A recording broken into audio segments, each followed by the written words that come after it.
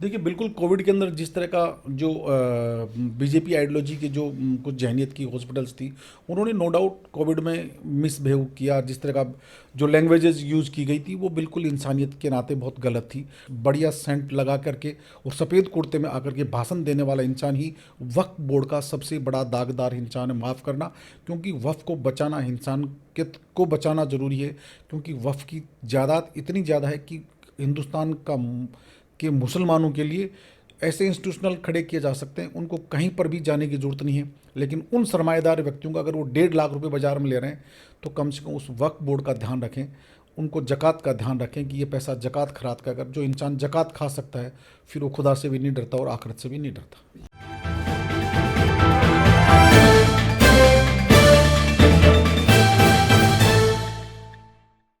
Sir आज आप वक्फ board के चेयरमैन हैं। मुसलमानों को बड़ी अपेक्षा होती है वक्फ बोर्ड से, लेकिन ये आरोप ये भी लगता है कि मुसलमान ही वक्फ बोर्ड की ज़मीनों पे काबिज़ होते हैं, उनको छोड़ना नहीं चाहते। आपके साथ क्या तजर्बा है? देखिए, बिल्कुल आपने सही फरमाया कि अक़लियत उनको ये नहीं सोचना चाहिए। जो वफ़ करने वाला इंसान था, अल्लाह के नाम पे जिसने वफ़ की, जो इंसान वफ़ करने वाला नहीं बचा, क्या उस वफ़ को खाने वाला इंसान बच पाएगा? क्योंकि ये तो ज़कात खरात का पैसा है, ये यतीमों का, बेसहारा, बेवा, ऐसा ही लोगों का पैसा है। इसका जो मार्केटिंग वैल्यू होती है, उसका किराया देना नहीं चाहता। बाज़ार में अगर 1.5 लाख रुपए किसी को दूसरे को किराया दे रखी है, हमें बोर्ड को 150 रुपये, 50 रुपये, 300 रुपये मिलते हैं। लेकिन मैंने नई पॉलिसी और के साथ हमने चेंज किया कि आपको नई जो डीएलसी होगी, उसके तहत सीडब्ल्यूसी यानी सेंट्रल वक्फ कमेटी एक्ट का जो प्रावधान होगा, उसके तहत आपको किराया देना। अगर अदरवाइज़ आप किराया नहीं देते तो हम उसको नोटिस देके उसका किराया बंद किया। जो मैंने कहा ना, जो मुझे सिर्फ एमआई रोड का कलन का बाग जो ब्लॉक माना जाता है, जो 5 बत्ती के पास है, हमें सिर्फ 37 लाख यानी 37 लाख रुपए मिलते थे मैंने ज्वाइन की तब।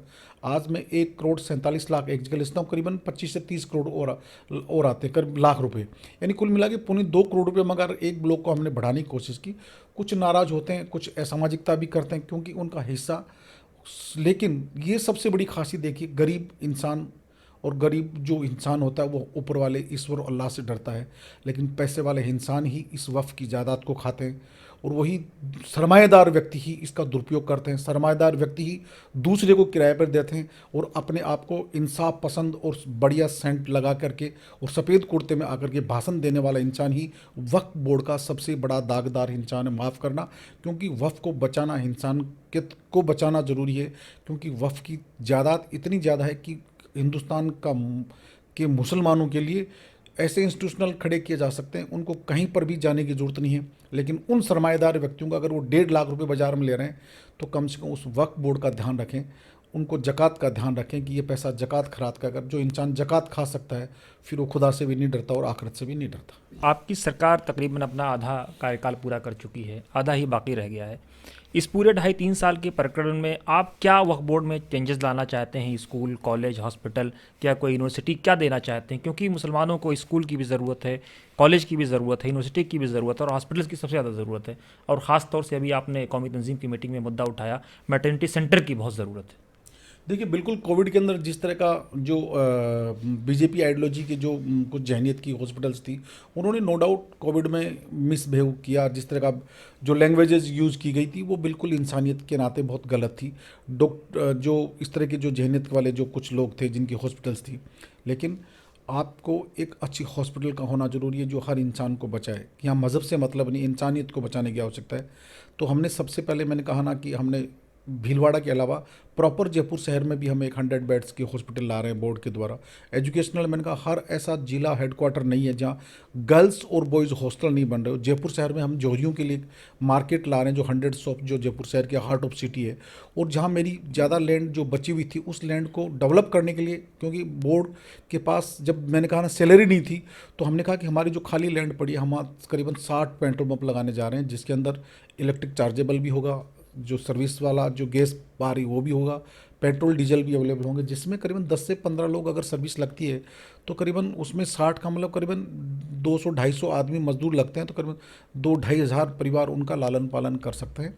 और जिसकी बोर्ड की इनकम 5 से 6 करोड़ रुपए पर मंथ हो सकती है। लेकिन इसके लिए धीरे धीरे स्टेप वाइज आपको कुछ करना होगा। कुछ लैंड्स हमारी ऐसी पड़ी है जिसमें हम पीपीपी मोड पे 50%, जैसे कहीं वो पूरा इन्वेस्टमेंट दूसरा आदमी करता है, लेकिन लैंड हमारी होती है। इन्वेस्टमेंट उसका होता है। हम 50% जो कोऑपरेटिव एक्ट के तहत हम उसमें 50% के पार्टनरशिप बन जाते हैं, और बोर्ड का जो भी चेयरमैन रहेगा वो उसके चेयरपर्सन भी रहेगा और डायरेक्टर भी रहेगा।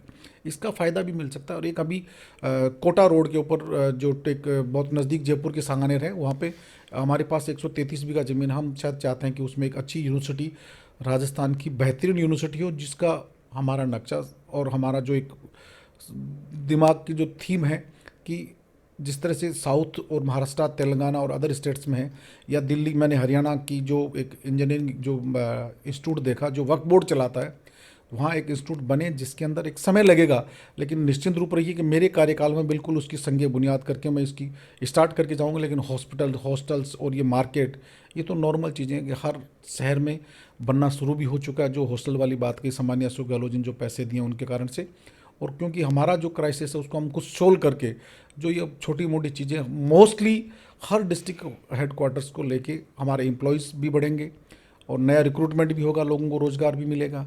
और बोर्ड में जैसे कहा ना, हम जो कोचिंग इंस्टीट्यूट चलाना हमारा, क्योंकि वहाँ लोकल राजस्थान जुडिशरी सर्विसेज हैं, राजस्थान स्टेट सर्विसेज है, और जो एसएससी कर्मचारी चयन आयोग की रिक्रूटमेंट्स होती है, और नीचे जो बीसी क्लासेस की जो रिक्रूट जो आता है उसमें उसकी कोचिंग के लिए हमने मोस्टली तैयारी हमारी बिल्कुल कंप्लीट है। क्योंकि कोविड से पहले हम शुरू करना चाह रहे थे, कोविड के कारण से हम रुक गए। आप कभी भी वक्फ बोर्ड, कभी भी औचक निरीक्षण कभी भी कोई भी इंसान कर सकता है। देखें कि क्या बोर्ड उसको कर सकता है। कि हमने उसको रिफॉर्म करने के लिए, हमारा इलेक्ट्रिक बिल आता था पहले 80,000 90,000 रुपये पर मंथ, अब हमने उसको सोलर प्लांट उसमें चेंज कर दिया, तो मेरे 4 से 5 हज़ार वो सेविंग बोर्ड की सेविंग होती है। जैसे बुजुर्ग आते हैं, लिफ्ट नहीं थी वहाँ, मस्जिद के लिए जगह नहीं थी, तो हमने नमाज के लिए भी की, कॉन्फ्रेंस हॉल हम शुरू कर रहे हैं उसी के अंदर।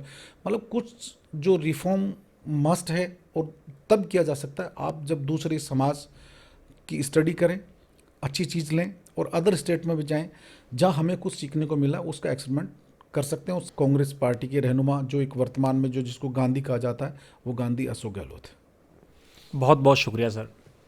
थैंक यू, बहुत बहुत शुक्रिया। तो ये थे खानू खान साहब, जिन्होंने स्पष्ट शब्दों में कहा कि अगर आपकी नीति ठीक हो, नीयत ठीक हो, नीयत साफ हो, तो बहुत कुछ कर सकते हैं। इनके इरादे बड़े हैं, हौसले बुलंद हैं, लेकिन कितना ये कुछ कर पाएंगे, हॉस्पिटल, कॉलेज, यूनिवर्सिटी, स्कूल, मस्जिद, कैंपस, कोचिंग सेंटर, वो तमाम चीज़ें जो आज वक्त की ज़रूरत है, इनके मैनिफेस्टो में, इनके मंशूर में शामिल हैं।